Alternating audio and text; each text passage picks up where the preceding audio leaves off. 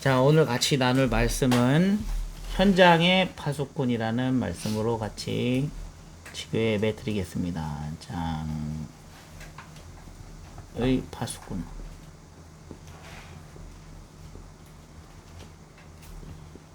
마가복음 6장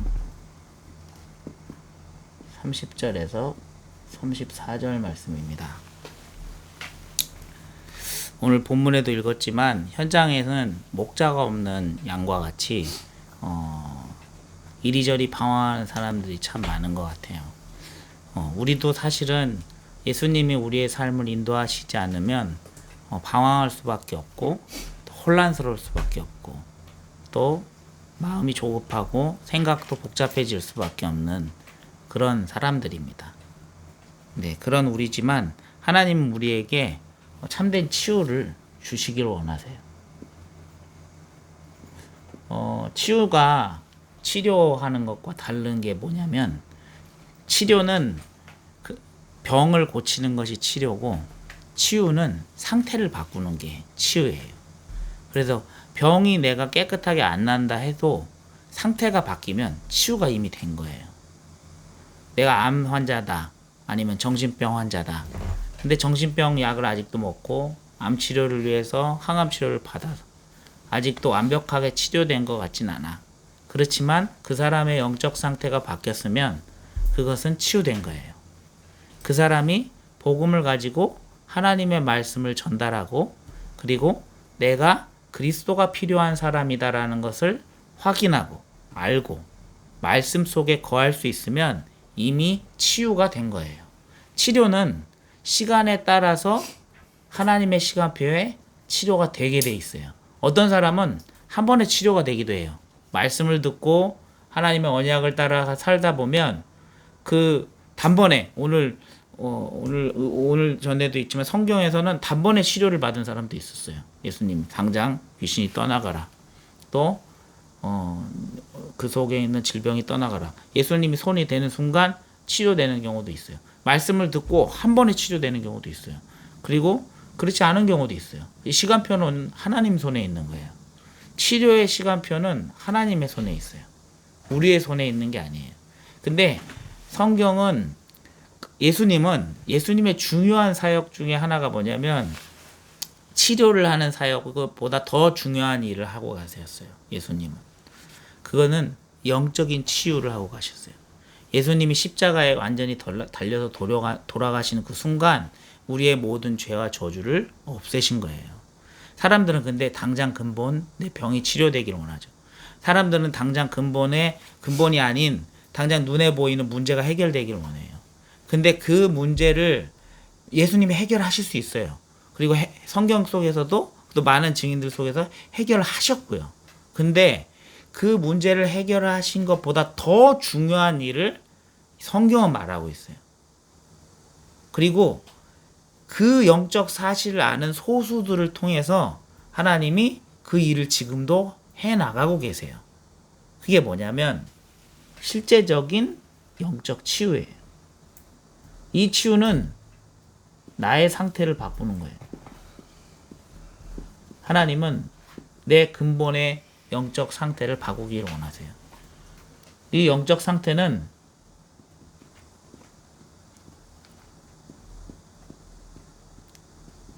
하나님을 만날 때 바뀌게 돼 있어요. 그래서 영접하는 자, 곧 그 이름을 믿는 자들에게는 하나님의 자녀가 되는 권세를 주셨으니 라고 말씀하고 있어요. 예수님을 영접하면 그 영적 상태가 바뀌는 거예요. 또 예수님을 주인으로 모시고 살면 그 영적인 상태가 바뀌게 돼요. 그래서 누구든지 예수님을 만나면 그 상태가 바뀌는 겁니다. 그걸 보고 치유라고 하는 거예요. 우리는 이 치유 운동을 하는 거예요. 치료는 하나님의 시간표에 맡기는 거고요.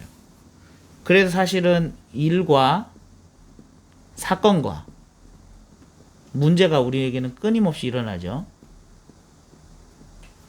나에게 계속 찾아와요. 죽는 날까지 끝까지 찾아와요. 이거는 그냥 없어지는 게 아니야. 신자나 불신자나 마찬가지야. 근데 이 속에서 내가 나밖에 모르는 선택을 하게 되면 끊임없이 나는 나 중심으로 돌아가거든요. 나 중심이라는 건 뭐냐면 이 문제를 영어로는 컨트롤, 한국어는 통제. 이 문제와 사건을 내가 통제하고 싶은 거야. 이 문제를 내가 해결하고 싶은 거라고. 당장 이 문제와 일 사건들을 빨리 해결해 주고 싶어. 그러면 이때는 이렇게 되면 어떻게 되냐면 이 결과가 해결이 되는 것처럼 보이는데 사실은 이 컨트롤하고 통제하는 결과는 어떤 게 찾아오냐면 불안이 찾아와요. 늘 불안한 거예요. 늘. 그리고 늘 긴장하게 돼. 사람이 늘 불안하고 늘 긴장하는 사람 있죠? 제가 그랬어요. 제가 늘 불안하고 늘 긴장되고 늘 조급하고 그렇게 살다가 정신문제가 팍 왔거든요. 근데 이유가 뭐냐면 내가 이 문제를 해결해야 된다고 생각하니까. 그리고 내가 이 문제를 컨트롤해야 된다고 생각하네. 근데 세상사의 일이 전혀 그렇게 일어나지 않아요. 내가 통제되지 않고 나이가 먹으면 먹을수록 그리고 하는 일이 많으면 많을수록 이 모든 일 통제가 할 수 없는 만큼 너무 많은 것들이 생기는 거야. 근데 그렇게 되니까 어느 날 내가 이걸 못 감당하는 상황이 되니까 정신문제가 빵 하고 터지더라고. 근데 하나님은 그걸 원하지 않으세요. 이 문제를 통제하고 해결하길 원하시지 않고 그 문제의 주인이 그리스도이심을 알기를 원하시는 거예요. 그리고 내가 그것을 인정하기를 원하시는 거예요. 그 얘기는 뭐냐면 지금 내게 주신 응답에 집중할 수 있는 거예요. 근데 우리는 그러지 않죠. 자꾸 이 문제 생기면 이 문제 해결하려고 그러고 저 문제 생기면 저 문제 해결하려고.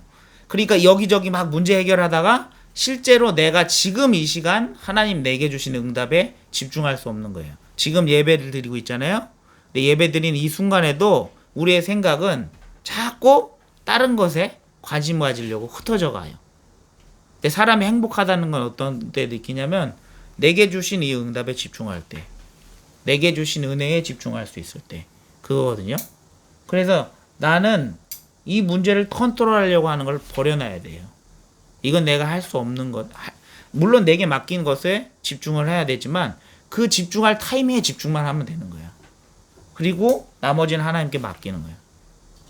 그리고 그렇게 하면 이 늘 불안하지 않고 내게 주신 그 응답에 집중할 수 있다. 그리고 이렇게 늘 불안하고 긴장하는 사람들은 예배를 드릴 때도 특징이 있어요. 예배를 드릴 때 어떤 식으로 예배를 드리냐면 자꾸 그 문제 해결하기 위한 예배를 자꾸 찾는 거예요. 이 예배를 드리면서 하나님이 그래 이렇게 하면 예배는 드리는데 내 머리는 그 예배에 주신 말씀을 통해서 이 문제를 해결하는 데 관심이 있는 거예요. 그러니까 제가 그랬어요. 제가 말씀 들으면서 이 문제가 해결될 것에 그 상상이 들면 은혜가 되는 거야. 그리고 그날 예배는 이 문제가 이미 해결되도 안 하는데 이렇게 해서 해결될 거야 라는 정답을 가지고 내가 예배를 끝냈잖아요. 그러면 그 예배가 잘 드린 예배라고 내가 착각하고 살았단 말이에요. 그러면 내가 거기에서 확신을 얻는 것처럼 느껴졌어요. 그리고 그렇게 생각이 정리돼서 예배가 끝나졌으니까 내가 기분이 좋죠. 근데 실상은 그렇게 하고 현장으로 돌아갔는데 현장은 어때요? 여전히 이 일과 사건과 문제와 해결되지 않고 통제되지 않는 상황 속에 끊임없이 나타난다 말이에요. 그러니까 현장에서는 무조건 내가 늘 불안하고 긴장된 상태로 연속이 될 수밖에 없죠. 내가 늘 불안하고 늘 이 긴장과 불안은 해결이 본 적이 없어. 예배는 드리고 은혜를 받았지만 불안하고 긴장된 건 해결이 돼 본 적이 없어. 왜요? 나는 늘 하나님을 정리하면서 믿었으니까. 나는 늘 예배를 내 생각과 기준에 맞춰서 해석하고 드렸을 뿐이니까. 그러니까 나는 평안한 적이 없는 거야. 평안을. 하나님은 우리에게 평안을 주시길 원하는데 나는 늘 내 일에 집중이 돼 있지 내 응답에 집중이 돼 있지 않다 보니까 평안한 적이 없는 거예요. 사실은 예배는 하나님의 음성을 듣는 시간이에요. 그리고 하나님의 응답을 확인하는 거예요. 아, 하나님이 이렇게 나에게 역사하셨구나. 또 하나님의 역사를 미리 보는 거예요. 이게 예배거든요. 근데 내 문제를 가지고 자꾸 예배를 가져가니까 이 문제를 어떻게 해결해야 되지? 이 문제를 가지고 하니까 이거는 실제로 보지 못하고 참 평안은 누리지 못하고 예배는 드리고 그때 당신은 은혜 받은 것처럼 보이지만 늘 나는 불안과 긴장 상태에서 벗어나 본 적이 없는 거예요. 제가 그랬거든요. 제가 여전히 나는 사실은 아직도 여기에서 헤매고 있는지도 몰라요. 근데 아닌 걸 알게 됐어. 아, 이게 드리는 게 아니구나. 그거 안 것이 저는 참 감사해요. 내 상태를 알고 있는 것 자체가 감사하다. 그러니까 그제서야 나는 응답이 보이는 거예요. 아, 하나님이 나를 위해 이런 응답을 주셨구나. 지금의 이 시간표를 주셨구나. 내가 예배 드릴 수 있는 이 축복을 주셨구나.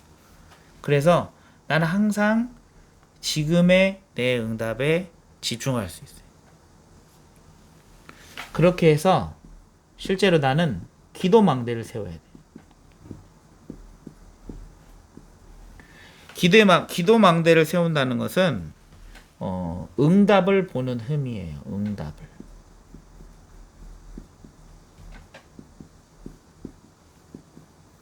이미 나한테 응답이 왔거든요. 일테면은 아빠가 너무 바빠. 그죠? 아빠 너무 바쁜데 내가 일을 맡길 사람이 누가 있을까 생각을 못하고 있으면 나는 응답을 보는 힘이 없어. 근데 내가 믿고 맡길 사람이 김재현 집사님, 엄마에게 맡길 수 있다. 그럼 나는 그건 응답을 본 거야. 주변에 있는 사람을 응답으로 볼 수 있어야 돼요. 자, 내가 너무 바빠. 일이 못해가지고 집에 청소를 하지 못해. 근데 백단이 랩런트가 청소를 도와줬어. 그러면 감사해야 안 감사해야? 감사한 거잖아요. 저 입장에서는. 그죠? 그러면 그거를 감사하게 여길 수 있는 거는 응답을 볼 수 있는 힘이에요. 그게 아니라 청소를 이따위로 했어. 시간을 지켜서 해야지. 그러면 이렇게 어떻게 되는 거야? 그 응답을 볼 수 없는 힘이에요. 애초부터 감사가 없는 응답을 자꾸 이렇게 따지고 실제적인 감사를 못 보고 그 기도하지 못하는 힘이죠. 그죠? 나만 생각하고 다른 사람을 볼 수 없는 거. 그거는 응답을 보는 힘이 없는 거예요. 그러니까 내 기준에 다 맞추려고 하는 거. 이거는 응답을 보는 힘이 없는 거야. 기도는 내 중심으로 하는 게 아니에요. 기도는 하나님이 나에게 이미 주신 것들을 찾아 누리는 거예요.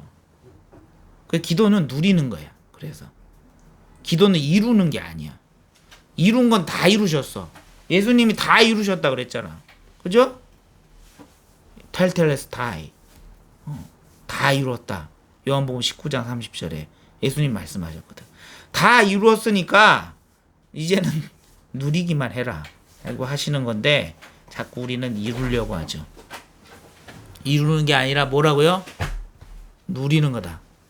그리고 응답을 확인하는 거다. 그래서 이 응답을 보는 힘이 필요한 거예요. 기도 망대를 통해서 그 힘을 얻어야 돼요. 그리고 전도 망대.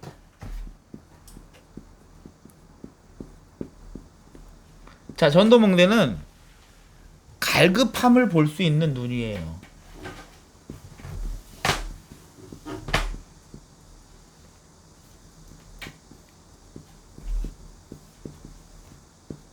자, 갈급함을, 자, 파수꾼이라고 했잖아요. 파수꾼이 제일 잘해야 되는 건 뭐예요? 현장의 파수꾼이라 자, 파수꾼에 제일 잘해야 되는 거는 적군이 밀려오는지 안 밀려오는지를 볼 수 있는 눈이 있어야 돼요. 파수꾼은 싸움을 잘하는 사람이 아니에요. 싸움은 싸움꾼이 잘해. 파수꾼은 위에서 망대 위에서 올라가서 적군이 몰려옵니다 하고 얘기할 수 있는 거야. 또 주변에다가 적군이 몰려오니까 대비하세요 라고 얘기할 수 있는 사람. 또 아군이 있잖아.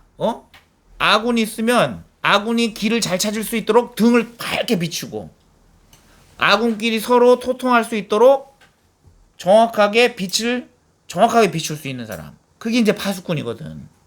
파수망대. 이제 소식을 잘 전할 수 있고 소통될 수 있게 만들고 그리고 정확한 사실을 현장에 빛을 비출 수 있고 빛을 비춰갖고 정확하게 볼 수 있도록 길을 알 수 있도록 하는 게 파수꾼의 역할이에요. 그런데 어디가 어두운지 어디가 갈급한지 이걸 볼 수 있어야 파수꾼의 역할을 할 수 있어요. 전도망대는 막 흑암하고 싸우려고 할 필요 없어. 이미 흑암이 끝났다니까. 예수님이 다 이루셨다 하셨어. 그래서 전도망대가 할 역할은 빛을 탁 비추는 거예요. 그리고 어디가 갈급한지를 볼 수 있는 눈을 가지고 그곳에 빛을 비추는 거예요. 그래서 갈급함이 어디 있는지 볼 수 있는 눈이 필요해요. 그래서 전도망대가 기도해야 되는 거는 어디가 갈급하고 있느냐 이걸 잘 찾는 거. 그게 눈이에요. 오늘도 제가 전도하고 왔는데 제가 쉬는 휴게실에 잠깐 이제 통화를 하고 이제 쉬고 있는데 누가 찾아왔어요. 교회 다니던 친구야. 교회 다니는 친구가 와가지고 자기도 잠깐 쉬러 왔대. 뭐 잘 됐지. 그냥 쉬는 김에 복음도 전하고 이제 이 친구한테 너가 알고 있는 이 친구를 이제 물어봤죠. 너는 교회 어떻게 다니게 됐느냐. 모태신앙이래요. 모태신앙이고 엄마가 이제 교회 다니다가 같이 교회를 다녔대요. 근데 이제 실제로 복음을 모르는 사람. 내가 복음을 얘기하니까 졸려.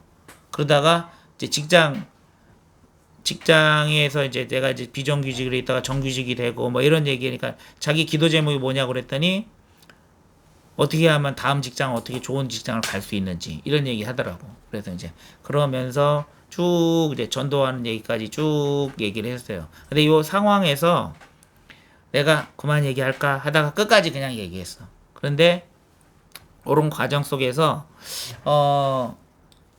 이 친구의 갈급함이 안 보이더라고.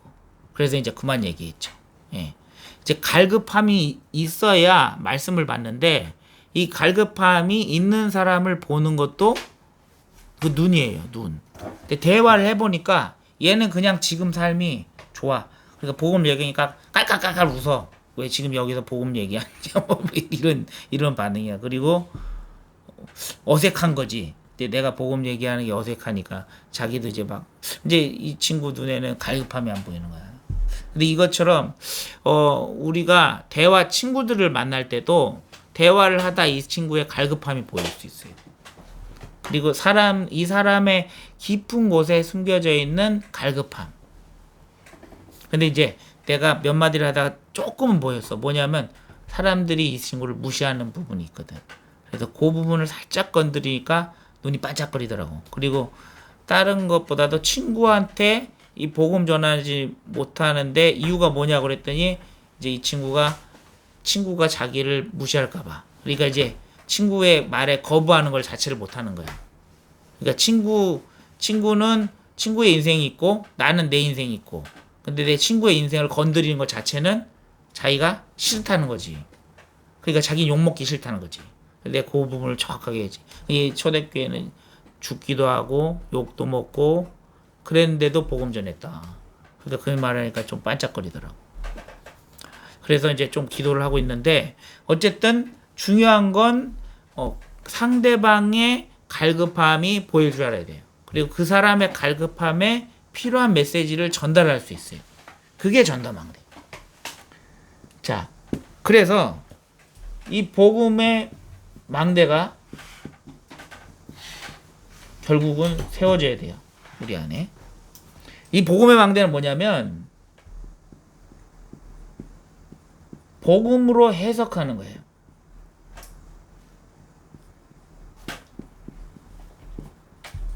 복음으로 해석할 수 있어야 돼요. 예?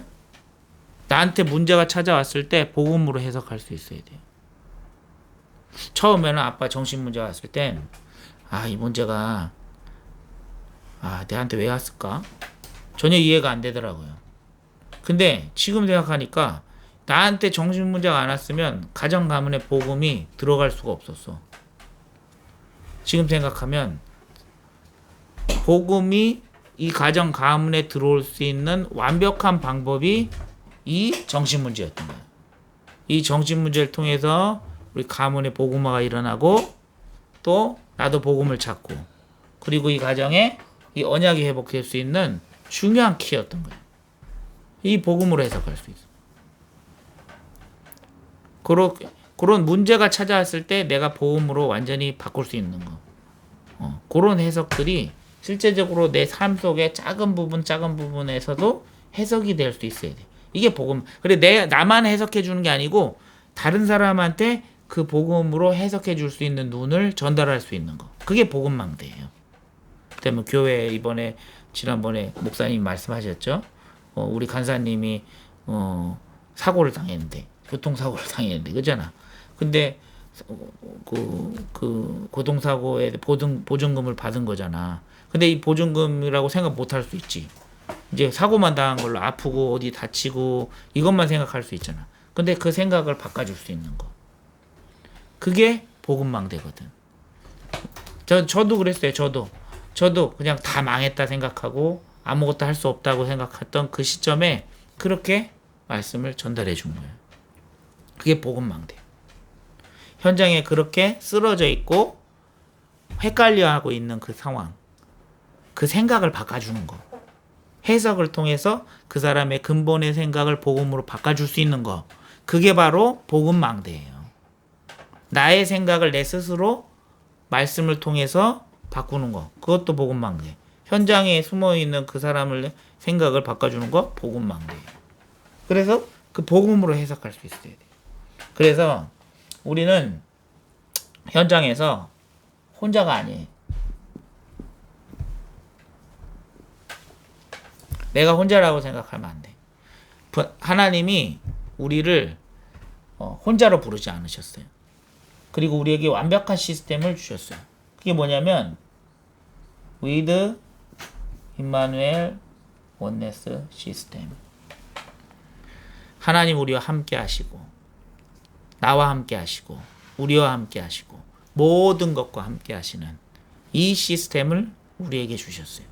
이 시스템을 우리가 찾아야 돼요. 현장의 파수꾼은 반드시 이것을 누려야 돼요. 아빠가 상당히 조급하거든. 내 생각대로 처리하면 회사 일도 교회 일도 안 돼. 근데 아빠와 함께하는 많은 전도자들이 있고 또 목사님도 있고 그리고 같이 이 언약의 길을 가는 함께하는 사람들이 많이 있어요. 근데 내가 이것을 내 맘대로 처리해. 또 내 성질대로 안 된다고 내가 기분이 나빠해. 물론 기분 나쁠 수는 있어. 그렇지만 기분 나쁘다고 내 맘대로 해. 그러면 그것은 하나님의 성령 인도를 막는 거예요. 내가 기분이 나쁘더라도 이 축복을 누리도록 가야 돼요. 기분 나쁜 게 잘못된 게 아니야. 기분 나쁜 건 나쁜 거야. 하지만 요 성령 인도를 받는 키 속으로 내가 기도하고 따라가고 가는 거예요. 그런 모든 과정 속에서 내가 치유되는 거예요. 그래서 지금 나는 치유되는 중이에요. 아빠는 치유받고 있는 중이에요.